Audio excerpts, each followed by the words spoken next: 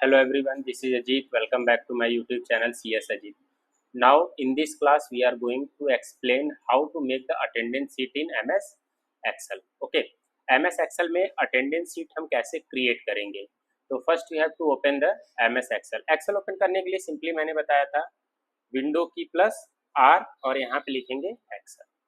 Clear? When run dialog box will appear, simply you have to write down the Excel. Okay. Now you have to select the blank workbook to create the Excel. Excel अब open हो गया है. Simply क्या करना है,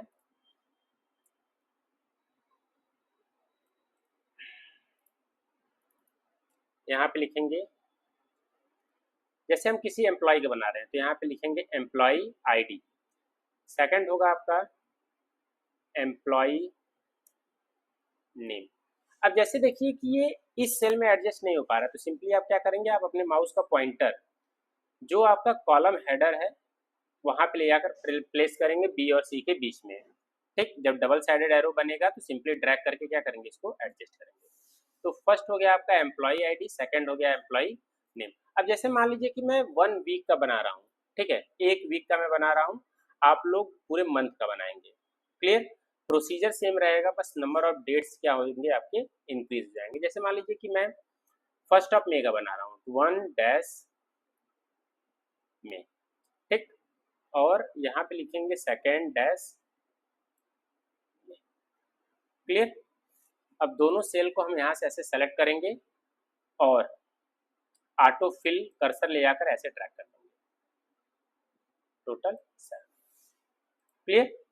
और यहाँ पे फर्स्ट आपका होगा present column, PRESENT present column, और सेकंड क्या होगा, absent. Clear? Absent, ABSENT absent. और थर्ड वन होगा आपका टोटल.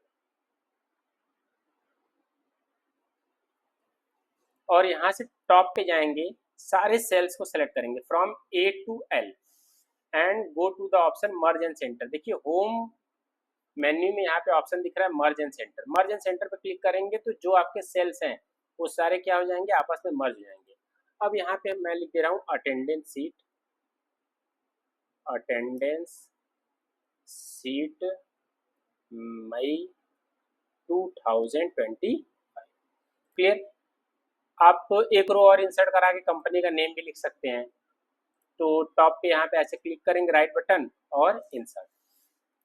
इंसर्ट पे जाके फिर से क्या करेंगे, मर्ज एंड सेंटर. जब ये न्यू रो आपका क्रिएट हो जाएगा तो मर्ज एंड सेंटर पे जाएंगे. अब जैसे मान लीजिए कि मैं रिलायंस का बना रहा हूँ, रिलायंस इंडस्ट्रीज, इंडस्ट्रीज मुंबई.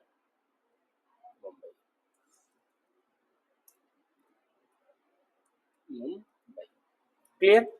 थोड़ा सा इसको मैं डेकोरेट कर दे रहा हूँ. सिंपल आप ऐसे सेलेक्ट करिए, background yellow, text red, bold, और थोड़ा सा मैं क्या कर दिया, यहाँ से मैं इंक्रीज कर दिया. अटेंडेंस सीट में यहाँ से मैं बैकग्राउंड को कर दिया ग्रीन, और ये हो जाएगा आपका वाइट, और यहाँ से क्या कर दिया मैं इंक्रीज. तो थोड़ा डेकोरेटिव बना दे रहा हूँ मैं. और यहाँ से एम्प्लॉय, जैसे मान लीजिए कि एम्प्लॉय का कोड 101 है, 101, एंटर 102. तो मैं टोटल 5 एम्प्लॉयज़ का डेटा ले रहा हूँ. सेल को सेलेक्ट करेंगे, फिर ऑटो फिल से क्या करेंगे, ऐसे ड्रैग करेंगे तो 5 तक आ जाएगा. एक थोड़ा स्पेस मैं इसके बीच में भी दे रहा हूँ, तो इंसर्ट. क्लियर? एम्प्लॉय नेम, जैसे मान लीजिए फर्स्ट एम्प्लॉय का नाम है रोहित, SINGH. क्लियर? सेकंड का है आकृति पांडे. क्लियर? थर्ड लिए अजीत शर्मा. फोर्थ ले लिए शुभम सोनी. ठीक है, तो ये टोटल मैं एम्प्लॉयज ले रहा हूँ, जैसे रोहित सिंह, आकृति पांडे, अजीत शर्मा, शुभम सोनी. एक और मैं ले रहा हूँ विनय सिंह. क्लियर? तो इसको भी मैं थोड़ा डेकोरेट कर दे रहा हूँ। इसको मैं ले लिया किस कलर का, स्काई ब्लू कलर का, या तो डार्क कर दें, ये स्काई ब्लू कलर का, और इसको कर दे बोल्ड, अगर डेकोरेटिव ये वाइट। क्लियर। और इतने सारे डेटा को मैंने कर दिया यहाँ से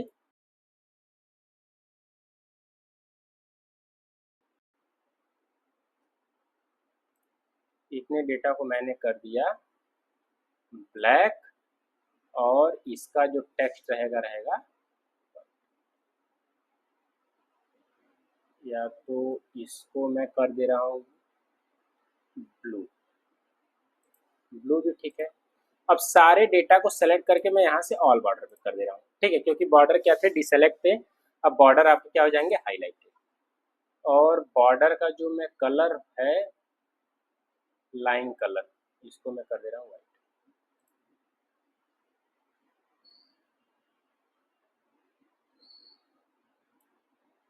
ठीक है, जैसे देखिए ऐसे एक एक करना पड़ रहा है, थोड़ा मैं कर दे रहा हूँ।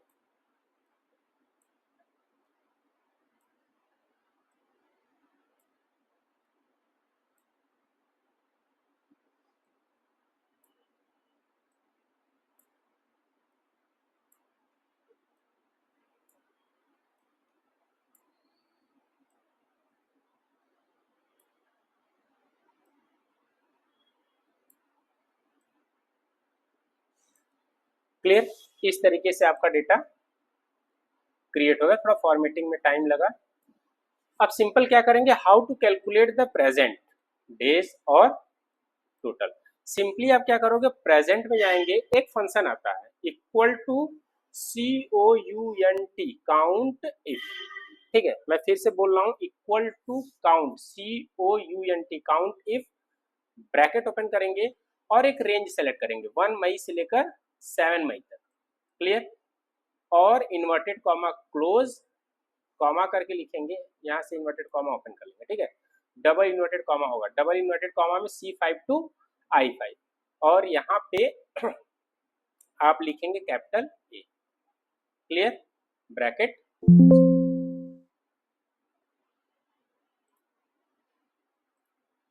सॉरी, यहाँ पे ये इन्वर्टेड कॉमा आपका नहीं होगा, ये सिर्फ ए वाले होगा, एंटर। क्लियर। अच्छा, ये प्रेजेंट का था तो यहाँ पे पी की जगह, सॉरी ए की जगह पे पी होगा। ठीक है, फिर से मैं बता दे रहा हूँ, equal to COUNT, count if, bracket open करेंगे, ये सेल रेंज सेलेक्ट करेंगे, मतलब कि मोर देन 1 सेल्स को अगर हम सेलेक्ट करते हैं तो उसको सेल रेंज बोलते हैं। तो 1 मई से लेकर 7 मई तक ऐसे सेलेक्ट कर लिए। फिर कॉमा, डबल इन्वर्टेड कॉमा में अगर प्रेजेंट का है तो P, inverted comma close, bracket close. ठीक। अपसेंट का देखना है, अब इसको बस ड्रैग कर दीजिए इस तरीके से। अपसेंट सेम फंक्शन अप्लाई होगा, equal to COUNT, count if, bracket open करेंगे और 1 मई से 7 मई तक। ठीक। कॉमा, डबल इन्वर्टेड कॉमा में यहाँ पे रहेगा capital A, bracket close. Clear. मैं सेकंड में भी अप्लाई कर रहा हूँ, equal to COUNT, count if, bracket open करेंगे, सेल रेंज, मतलब कि आकृति पांडे के आगे जो है सेल रेंज, यहाँ से सेलेक्ट करेंगे और यहाँ पे कॉमा, डबल इन्वर्टेड कॉमा में यहाँ पे लिखेंगे कैपिटल ए, मतलब कि जो ए है आपका डिनोट कर रहा है अपसेंट को। Clear, enter. और सिंपली क्या करेंगे, सेल को सेलेक्ट करेंगे और ऑटो फिल पे क्लिक करके ऐसे ट्रैक कर देंगे। नाउ टोटल फाइंड आउट करना है, तो टोटल फाइंड आउट करने के लिए यहाँ पे फंक्शन चेंज हो जाएगा, इक्वल टू COUNT, काउंट ए हो जाएगा। ठीक है, अभी तक जो लगता था काउंट इफ, अब काउंट ए हो जाएगा। काउंट ए में भी 1 से लेकर 7 तक सेलेक्ट करेंगे और ब्रैकेट, ठीक है, equal to COUNT, count A, bracket open, ये वाला सेल सेलेक्ट करेंगे। बार बार देखिए सेल्स चेंज हो रहे हैं, अपडेट हो रहे हैं सेल्स।